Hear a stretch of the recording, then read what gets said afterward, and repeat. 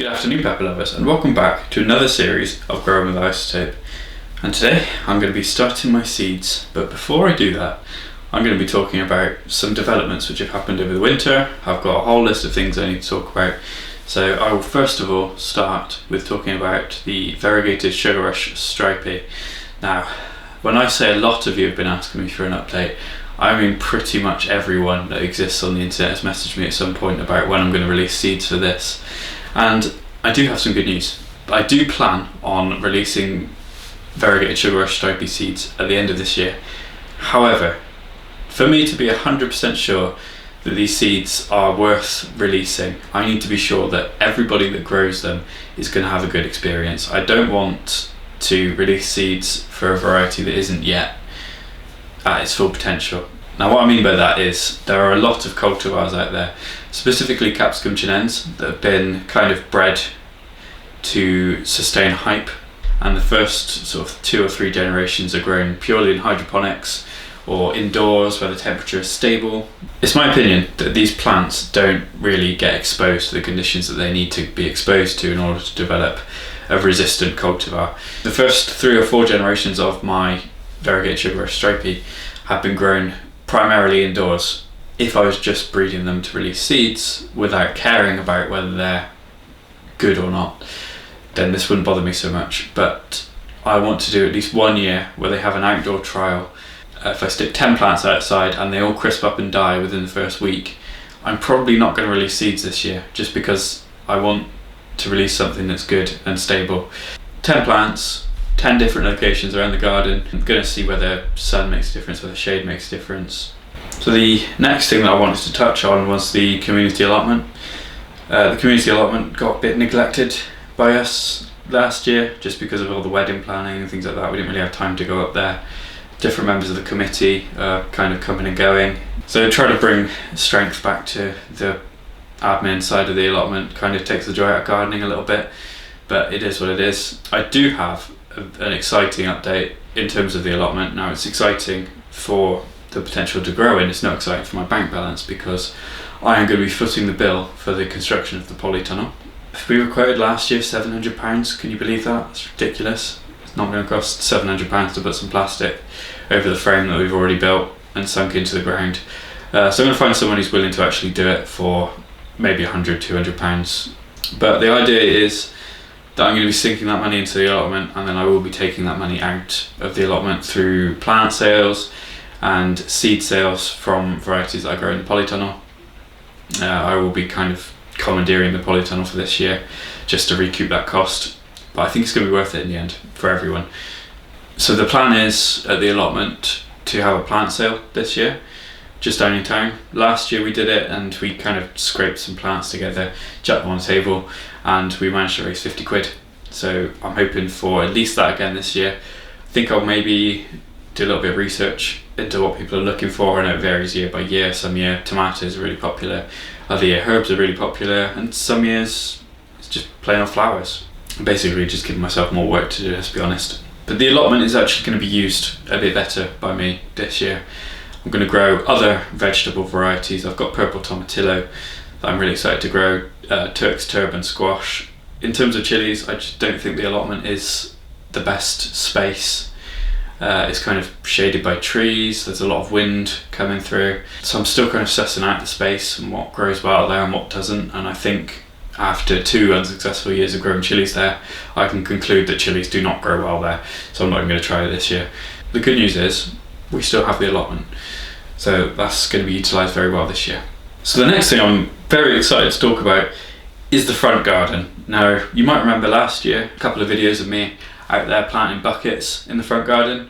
I have completely transformed that front left section of the front garden. Let me tell you, it took me weeks to get it done, but I have dug up the turf, I laid down weed membrane over the whole section, and then I put wood chip over the top of that, and I'm sure I'll have some photos to overlay over the top of this video.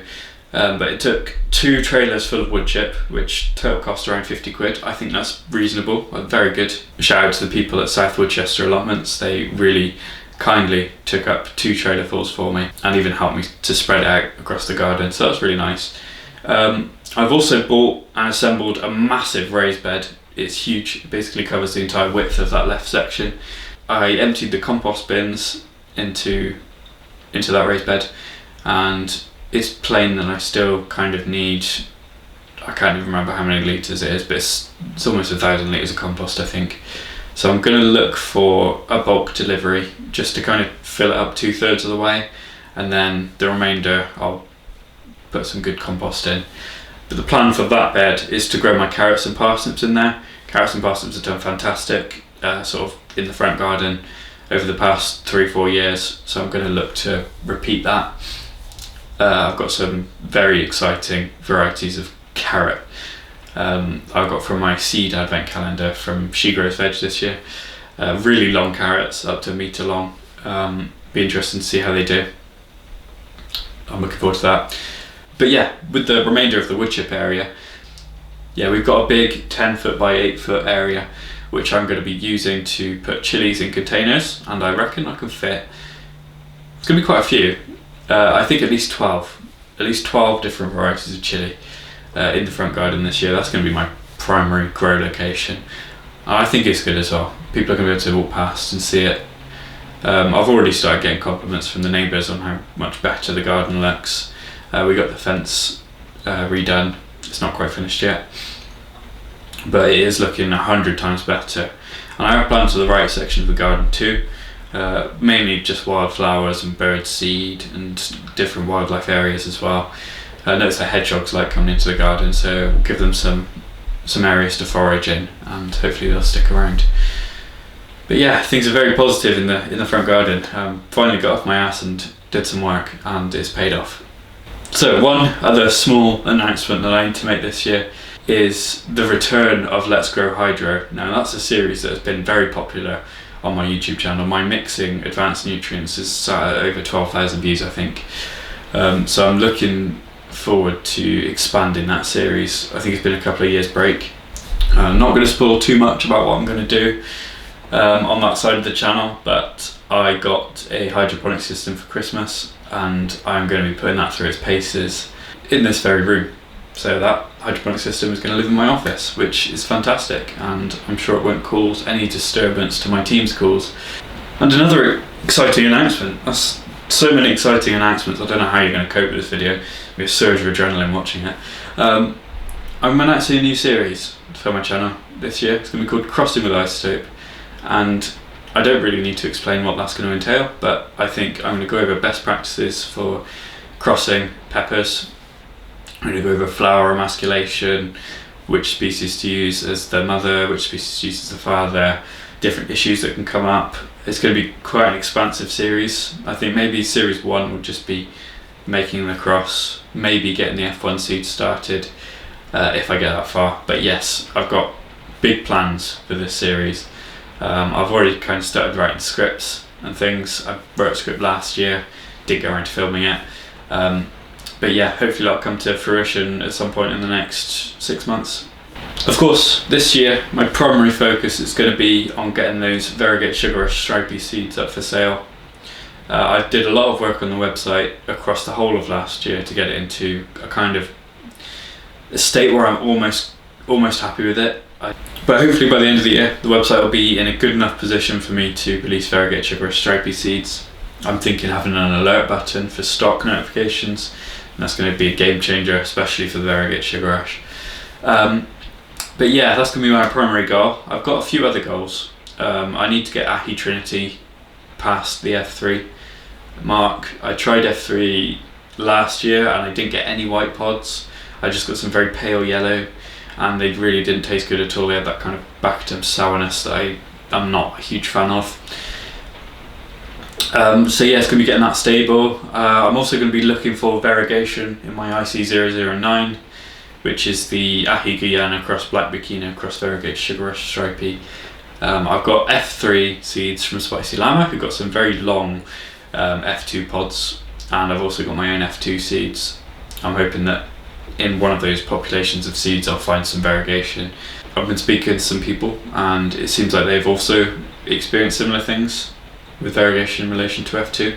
Not really getting it, but hopefully we can kind of experiment in F3 and see what comes out of it. I want to get my hallowed flame F4 Scoville tested. Found a lab in the UK that can do Scoville testing. Warwick University, I believe, was the lab.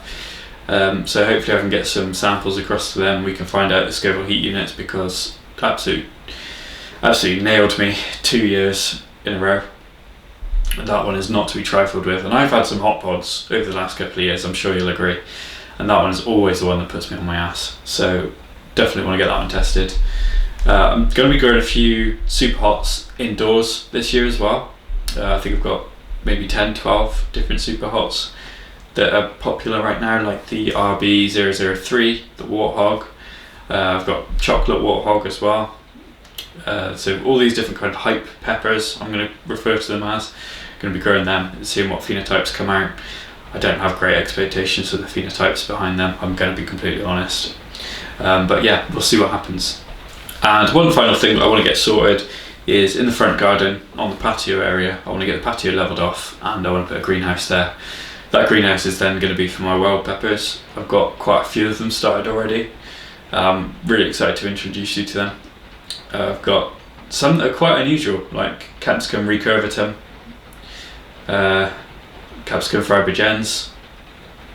There's a lot that I hadn't even really heard of before last year, so getting those to grow would be fantastic, and I can't wait to share the seeds with you all. Now, the moment you have probably been waiting for, my seed selection. This is so cool, by the way. This is a Christmas present from autumn. Absolutely fantastic, and it's great for storing my seeds in. So let me just take all of these out. Let me preface this by saying I have intentions on not growing so many this year. But let's see what we've got. My Ahi Trinity F3. We're gonna make it happen. Goat Brain, absolutely fantastic looking pepper. 7-pot Primo, a classic, good for the shop. Variegated Sugar Rush, obviously I've been over that. Early Jalapeno, I'm not sure how to pronounce this one. Kabai Burung Ungu, I probably absolutely butchered that, but how do you say it? Pimenta Barra de Ribeiro, I'm bringing it back again. I simply cannot go a year without growing it. Primo Cross Lemon Drop. Barbarous Antipodes, JB017, which is probably albino version of the JB Bear Grand. Bear Coffee, I've only got 3 seeds of this left, so I need to restock. Ghostly Jalapeno Mustard, again, one for the indoor grow. Fried chicken, I have 3 different sources of fried chicken. I am determined to get a good pheno. Golden Primatali. Now this one is called Conquistador, but I think it's actually probably better referred to as Inca Berry XL, because there's already a Conquistador from the New Mexico University. Just to confuse things. Hallowed Flame F4, absolute must grow. Melrose, a sweet pepper with the taste of red grape, if you can believe it. JB012 and JB010. Dreamcatcher, Most White, IC009 and Ricotta Canario. Ahi Fantasy Stripey. 41cm long brown sweet line from Chris Fowler. Pizza Pepper from Debbie. 2023 HHY Record Bell line from Chris Fowler. 727 gram giant red bell line from Chris Fowler. Kangstar Misery Sweet Purple, the ones that look like middle fingers.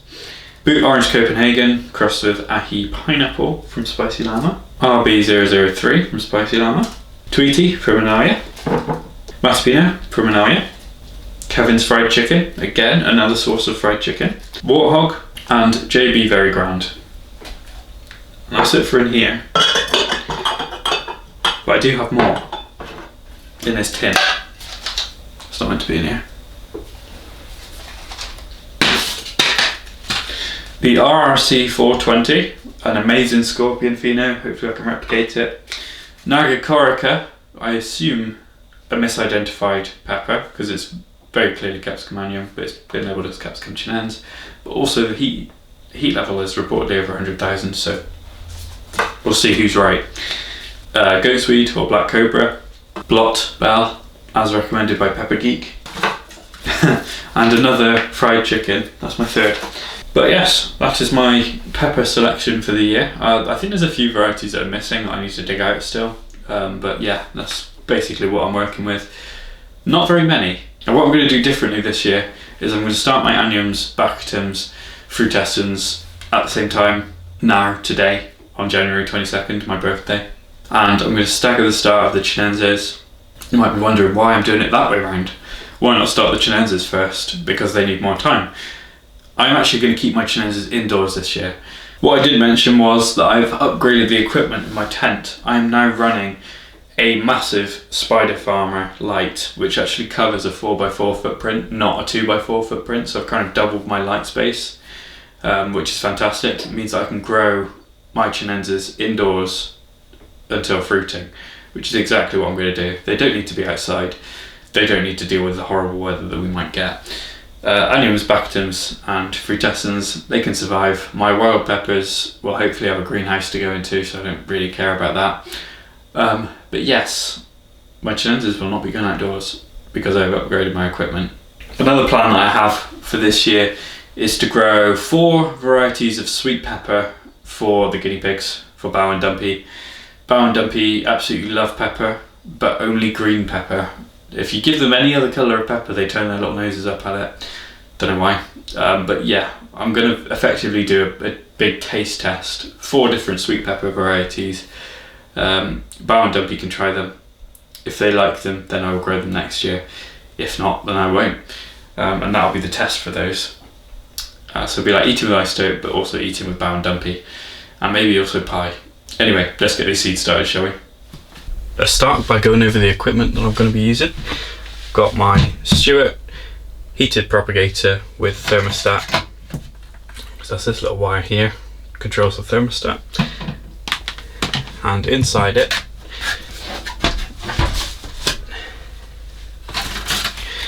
got one of my flimsier seed trays. Doesn't have to be anything fancy. It's got 28 slots in it.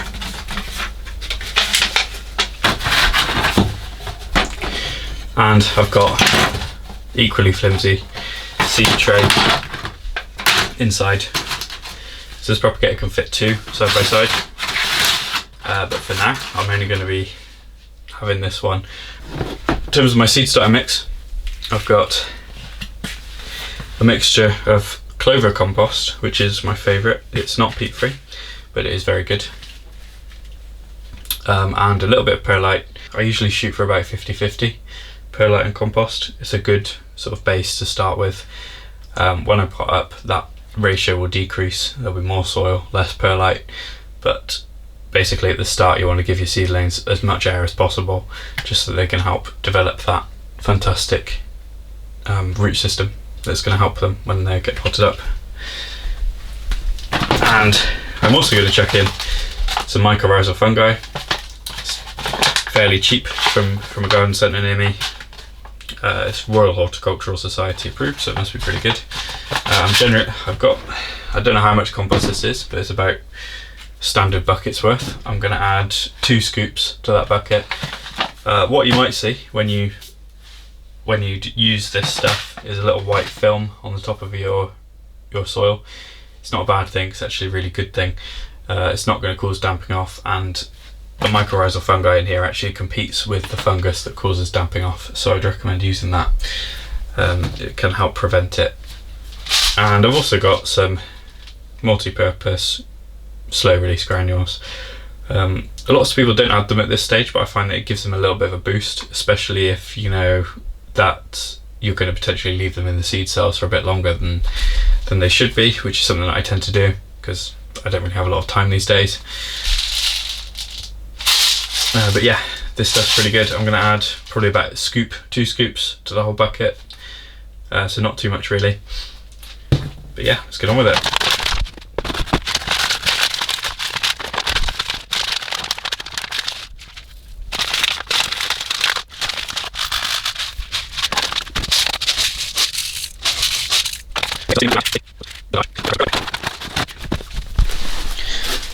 That's the perlite I'm using. It's quite a harsh grade, quite big, but that's no problem.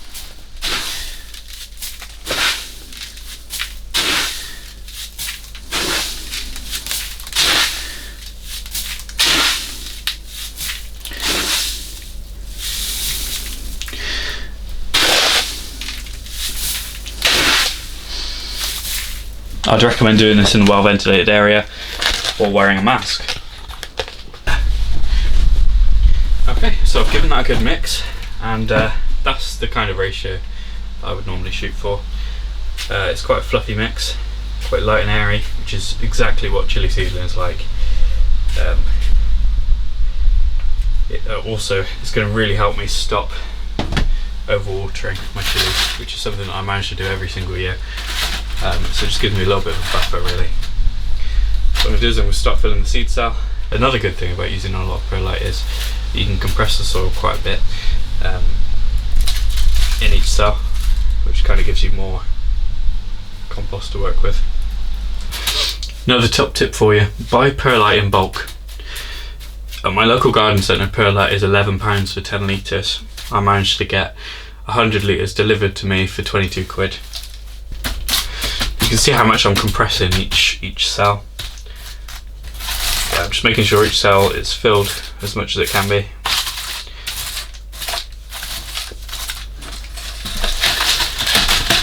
And yeah, just give it a bit of a tap.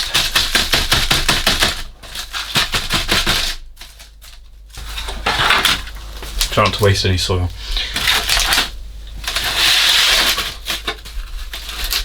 But yeah, there we go. I'm going to get my labels now and label that up, plant the seeds, and then we'll be done. Got my labels that I've already pre-drawn. So what I'm doing is, essentially I've got this tapered bit at the end of my label, and that is roughly how deep I'm going to plant it. It's about 1 centimetre. So yeah, I'm just going to make a little hole in the middle, get my seeds.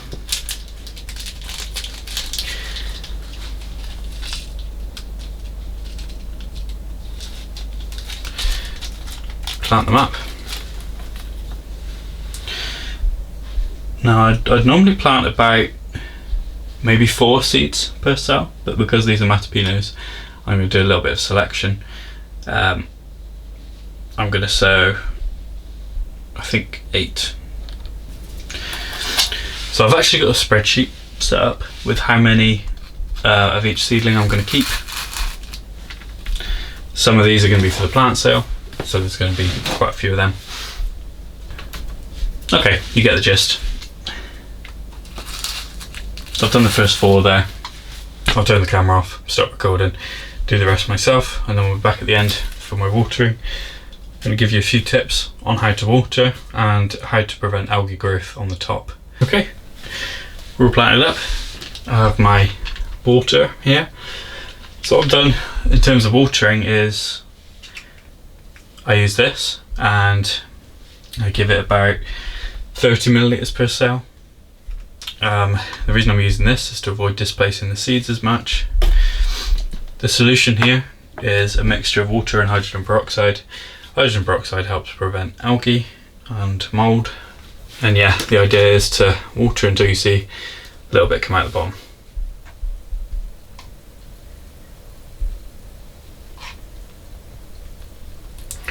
There we go, about 3 per cell is about perfect. I expect I'll need to do this about once every other day because the amount of perlite I've put in there. I'll be back once it's done.